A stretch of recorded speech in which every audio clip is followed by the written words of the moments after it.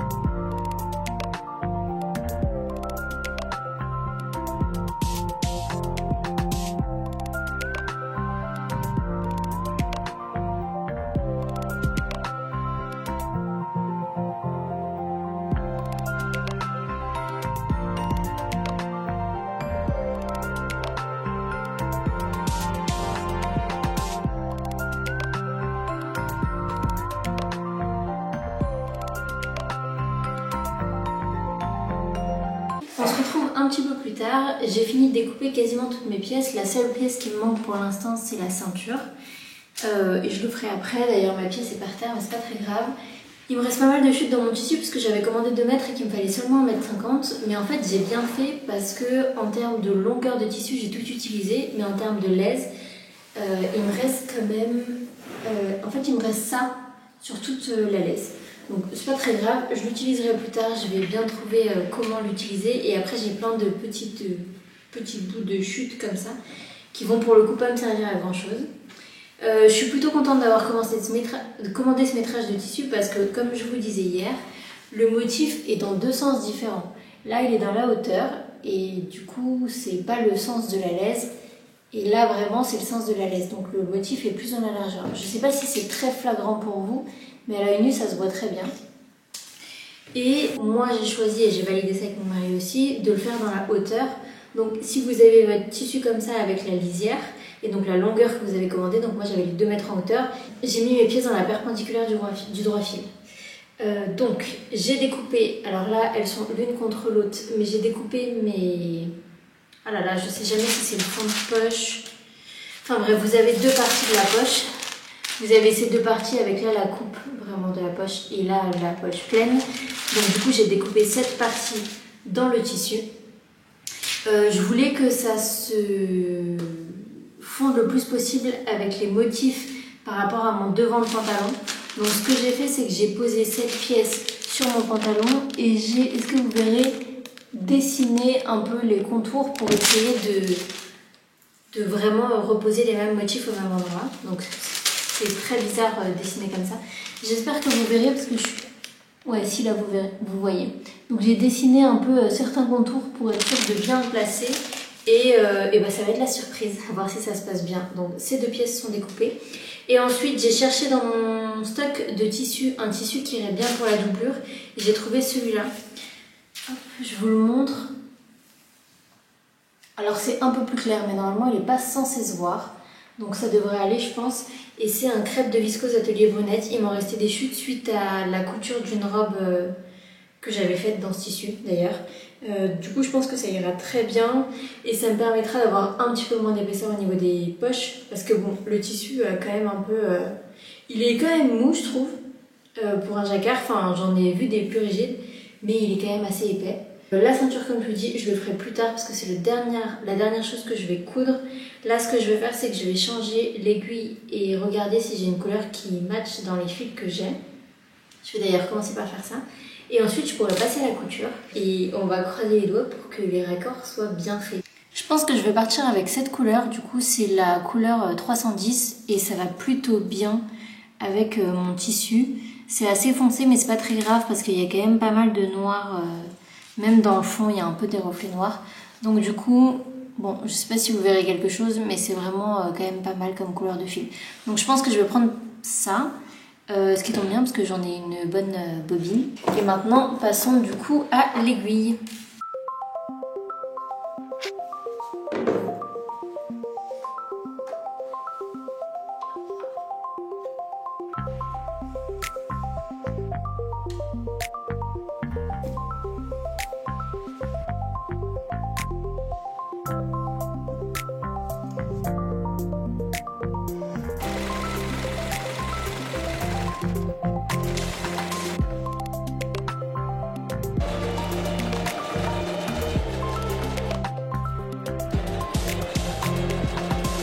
Donc qu'est-ce que vous en dites si on fait un petit point sur les raccords? Pour l'instant, j'ai assemblé les 2 devant et les 2 derrière. J'ai surjeté seulement là où j'ai cousu, mais non, sur le devant, après j'ai fait un surjet total qui passe par le milieu. Et comme ça, on va en profiter pour voir si mes raccords sont ok. Je vous avoue que si c'est pas le cas, j'ai la flemme de recommencer. Mais c'est plutôt pas mal. Donc ça c'est le devant avec la coupe des poches. Donc là ce que je vais faire c'est que je vais m'atteler à mettre les 2 parties des poches qui sont sur la table, là, dans le bazar que vous voyez derrière. Et le derrière, j'ai pas encore surjeté le long des jambes à l'intérieur, mais il va falloir que je le fasse. Et ok, plutôt cool aussi. Ça fait des formes un peu bizarres.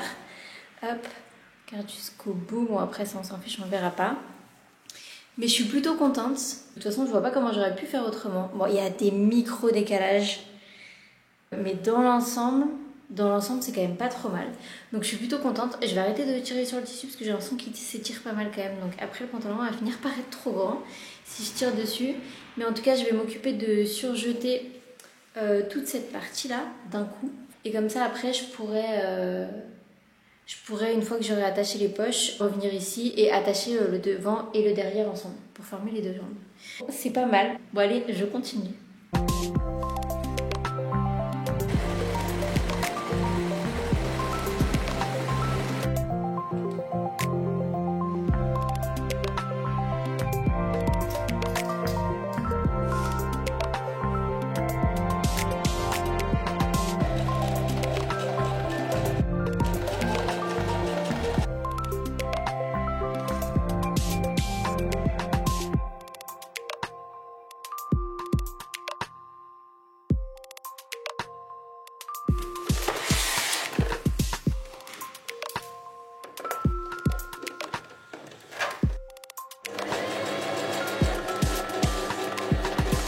J'ai terminé complètement le devant, alors sans la ceinture toujours. J'ai attaché les poches et les fonds de poche. Et donc, comme je vous disais, j'ai essayé de faire des raccords là aussi sur les poches. Donc vous voyez là, j'ai mon ouverture. Et normalement, ça se repose pas trop mal. Alors le jacquard se déforme un petit peu, donc c'est un peu galère. Mais ça devrait aller au porté, ça devrait faire l'effet. Et après là, j'ai fait tout insurger le long du pantalon. Donc les deux jambes. Et là, j'ai bien mon devant complet. Donc ce que je vais faire maintenant, c'est que je vais attacher mon devant à mon dos par l'intérieur, là, par l'entrejambe, et aussi par les côtés, parce que du coup ce sera bon. Et ensuite je vais bien ouvrir toutes les coutures au fer. Normalement tout est surjeté, sauf le haut là. D'ailleurs il faudrait que je fasse un surjet, mais je pense que j'en ferai un direct quand j'aurai tout attaché. Et ça avance plutôt pas mal, donc je suis très contente. Il est là, donc il va pouvoir l'essayer tout à l'heure, voir si tout va bien au niveau de la taille. Moi je vais assembler tout ça, je vous filme encore quelques images et je vous montre après.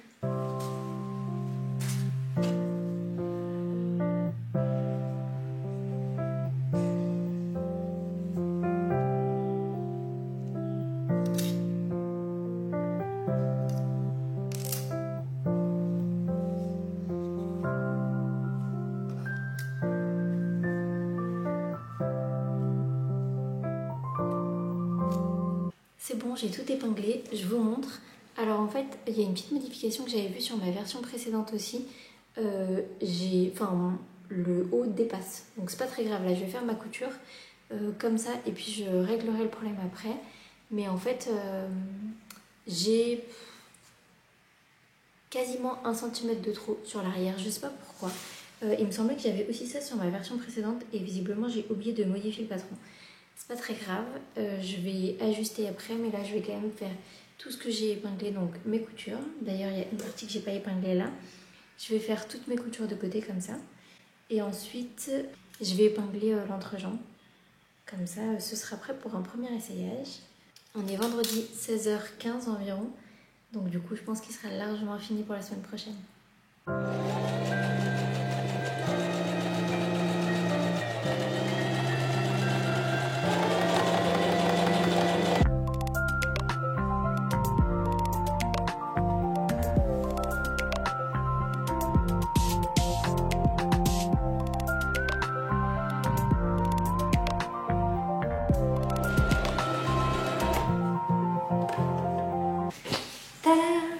Voilà, le pantalon est assemblé, donc comme je vous disais là, ça se met bien. Bon là ma poche ressort un peu parce que c'est pas repassé. Mais du coup ça se met bien, voilà. Les raccords sur les côtés sont pas hyper réussis, mais j'ai réussi à normalement aligner les lignes. C'est pas hyper flagrant et c'est pas réussi partout, mais bon, c'était quand même super compliqué. Donc là ce que je vais faire, c'est que je vais découper la ceinture et je vais surtout la thermocoller parce que je me suis rendu compte que quand même ce tissu avait tendance à s'étendre un petit peu, notamment en biais. Bon alors c'est normal, vous allez me dire, mais voilà, je sais qu'à certains moments il s'est un peu détendu, notamment au niveau des fesses. Là c'était un peu galère pour coudre, j'avais un peu de surplus. Ça s'est quand même bien passé, donc du coup je suis quand même contente. Là je vais découper la ceinture, je la thermocolle et je vous montre. Je reviens vous faire un petit point, j'ai thermocollé mes 2 pièces de ceinture. Alors en fait ce qui s'est passé c'est que j'ai pas exactement... normalement il me semble que c'est une grosse ceinture au pli. Mais moi j'en ai fait 2, comme ça je vais les assembler. Hop, si je vous les montre dans le même sens. Je vais les assembler endroit contre endroit, je vais ouvrir l'écouteur au fer. Et donc la plus petite c'est le devant je crois, et la plus grande le dos, mais de toute façon je me rendrai bien compte quand je les attacherai laquelle va où. J'ai thermocollé du coup avec un thermocollant noir, il est juste ici et c'est soit le G700 ou soit le G710 de Wieseline. Je vous avoue que je me souviens plus du tout quelle référence c'est, mais il y a très peu de différence entre les deux, c'est des thermocollants tissés. J'en avais acheté un gros métrage avant de rentrer au Maroc, il me semble que c'était en décembre quand je suis venue pour le CSF, et donc voilà. Là, il faut juste que j'attache la ceinture entre elles, que je l'attache au pantalon, que je passe l'élastique, que je ferme ma coulisse et que je fasse mes ourlets et mon pantalon sera terminé. Allez, on y va!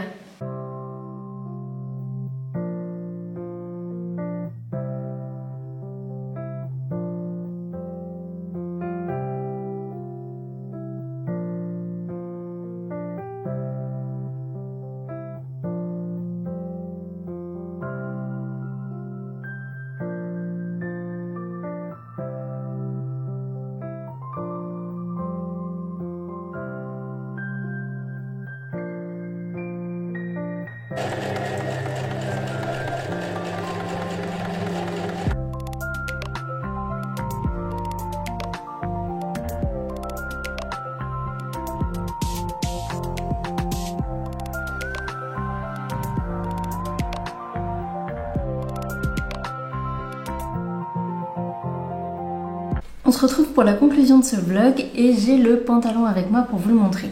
Alors je suis très contente de ce projet, il y a 2-3 petites choses que je dois modifier mais je vais vous montrer ça tout de suite. Tout d'abord je vais revenir sur le tissu. Alors le tissu j'en suis très contente, il est plutôt mou mais assez épais, la bonne épaisseur pour un jacquard vous allez me dire. Hein. Donc je vous montre, en fait je vous avais expliqué, j'ai l'impression que c'était pas hyper clair dans mes explications mais...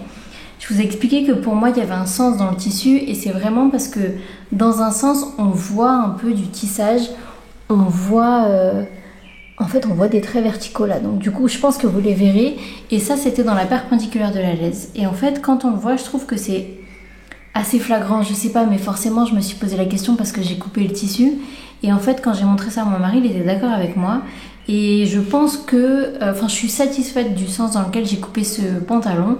D'autant que je pense que ça n'aura pas trop d'impact parce que ça reste du chaîne et trame, même si je vous avais dit qu'il s'étirait un petit peu, ça reste ok. Donc je suis vraiment très contente de ce tissu, très contente du sens dans lequel je l'ai cousu, et donc ça c'est parfait. Le deuxième point sur lequel je voulais revenir, c'est par rapport à l'élastique. Alors je sais pas s'il y aura l'image et si je vous l'ai mentionné dans un des petits clips que je vous ai tourné. À la base j'étais partie sur un élastique assez mou parce que je trouve que c'est plus confortable. C'est ce que je mets généralement dans les pyjamas ou par exemple dans mes pantalons lisons parce que je trouve que c'est plus agréable au niveau du ventre. Mais en fait quand j'ai voulu le mettre dans la coulisse, je pense qu'avec l'épaisseur du tissu etc c'était un peu compliqué. Déjà j'ai galéré à le rentrer. Mais en plus à la fin en fait... au niveau de l'épingle à nourrice, il se pliait en deux et après il était complètement plié comme ça et j'arrivais pas à le remettre droit. C'est comme si le pli avait déjà marqué et c'était trop compliqué. Ça allait être désagréable en fait. L'élastique allait tourner etc. Donc ce que j'ai fait c'est que j'ai enlevé l'élastique et je l'ai jeté parce qu'il était tout plié, il n'était pas réutilisable et j'ai pris un élastique plus épais que j'ai galéré à rentrer aussi. Comme l'autre, mais pour le coup il reste bien droit et la ceinture ne flanche pas du tout. Donc ça je suis plutôt contente. Par contre, quand j'ai mesuré sur mon mari, pareil, toujours la même chose, il m'a dit ok cette longueur c'est bon, sauf qu'au final avec le poids du pantalon, parce que c'est un tissu plus épais que ce que j'utilise d'habitude, et en fait le pantalon donne l'impression de tomber un peu, donc c'est pas très agréable. Donc ce que je vais faire, c'est je vais enlever le surjet sur quelques centimètres à l'arrière du pantalon, rouvrir pour retirer un peu l'élastique. Ce que je vais faire, c'est je vais juste le pincer, refaire une couture et ensuite ouvrir les deux côtés pour pas que ça fasse trop d'épaisseur. Mais je pense que je vais faire ça, c'est juste un petit ajustement que je dois faire. Et il a choisi une étiquette dans ma boîte à étiquettes et il a choisi celle-ci, hop. Voilà. Il me semble que c'est une étiquette Joli Lab, mais je veux pas me tromper. Cousu main avec amour, voilà, il choisit des étiquettes maintenant comme dans les projets que je lui fais. Bon, en même temps, j'en ai quelques-unes. Si vous aviez vu un vlog que j'avais fait il y a quelques mois, j'avais un peu craqué en matière d'étiquettes. Donc du coup, il choisit à chaque fois celle qu'il veut pour le projet. Voilà. Sinon, en ce qui concerne les raccords, je suis plutôt contente. Par exemple, pour les poches, ça donne ça. Voilà, c'est plutôt pas mal. Après, c'est très discret parce que l'ouverture de poche, elle est quand même assez fermée. Enfin, il n'y a pas beaucoup de tissu qu'on voit. Je vous avais montré les raccords devant, je vous avais montré les raccords derrière aussi, les raccords de côté et les raccords de l'intérieur de la jambe, je vous les ai pas montrés, mais ils sont pas trop mal. Hop, ouais, vous les verrez ici. Bon, après, c'est pas ce qu'il voit le plus, je suis d'accord avec vous. Sinon, qu'est-ce que j'avais à vous dire sur ce pantalon? Alors, on a parlé du tissu, on a parlé de l'élastique, on a parlé de l'étiquette. La doublure de poche, pour celle que j'ai choisie, je suis plutôt contente. J'ai fouillé un petit peu et j'avoue au début je ne savais pas trop quoi prendre. Mais au final, je suis plutôt contente d'avoir pris ça. Ça enlève un peu des épaisseurs et c'est plutôt pas mal. Ah oui, il fallait que je vous parle de la finition couture à la main du bas de jambe. Je pense qu'on dit comme ça. Alors, du fait que ce soit un pantalon un peu habillé, ou pas d'ailleurs, vous le portez comme vous voulez, mais en fait, je me suis dit que ce serait dommage d'avoir une couture en bas de pantalon, et j'ai donc fait une finition à la main. Hop, je vous montre. Je suis plutôt contente, elle est complètement invisible, et je trouve que c'est le petit plus aussi de ce pantalon dans les finitions. Un autre point où je me suis appliquée, ça n'a pas pris beaucoup plus de temps, j'ai fait ça sur mon canapé devant la télé, et franchement, c'était fait assez rapidement. Sur ce patron, il me semble que je vous l'avais dit, mais j'ai fait exactement les mêmes modifications que j'avais fait dans les deux précédentes versions. Dans la précédente version, j'avais raccourci la longueur, il me semble, je crois de 15 cm ou 16 cm. Mais dans tous les cas, je vous détaille tout dans les bilans couture que je vous ai tournés, donc je vous mettrai les liens en barre d'infos. Parce que lui, il veut que ça lui arrive au niveau de la cheville, donc ce soit un peu un pantalon 7/8e. Il est un peu plus petit que la stature préconisée dans le patron. Et aussi, la longueur du pantalon est normalement pour une longueur plus pied et pas 7/8e. Donc du coup, moi j'ai raccourci et je fais un ourlet de 3 cm au total. Donc deux rentrées de 1,5 cm. Donc ça, c'était le premier ajustement que j'avais fait. Et le deuxième ajustement que j'ai fait, j'avais donc agrandi la poche, la longueur de la poche. Donc ici, je ne sais pas si vous comprendrez bien, mais en gros, hop... Là, la poche arrive plus bas que ce qui était notamment dessiné. Et ici, j'avais remonté la fermeture. En fait, normalement, la poche était plus ouverte, mais je l'avais remontée de, il me semble, 2 cm. Donc là, c'est les seules modifications que j'avais faites sur ce patron. Et elles ont été validées pour la deuxième version. Donc j'ai reproduit exactement les mêmes pour cette version. Et ensuite, pour la ceinture, donc ça... Au lieu de couper juste une ceinture, et ben j'ai vraiment remesuré le devant, remesuré le derrière. J'ai coupé deux ceintures différentes. Donc du coup, là, sur le côté, j'ai des coutures de ceinture.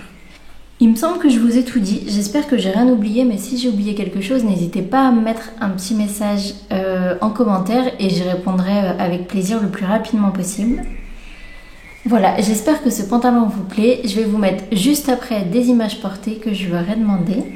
N'hésitez pas à mettre un j'aime si ça vous a plu, un petit commentaire et à vous abonner si ce n'est pas le cas. On se retrouve très vite sur YouTube et sur Instagram. D'ici là, prenez soin de vous et à bientôt.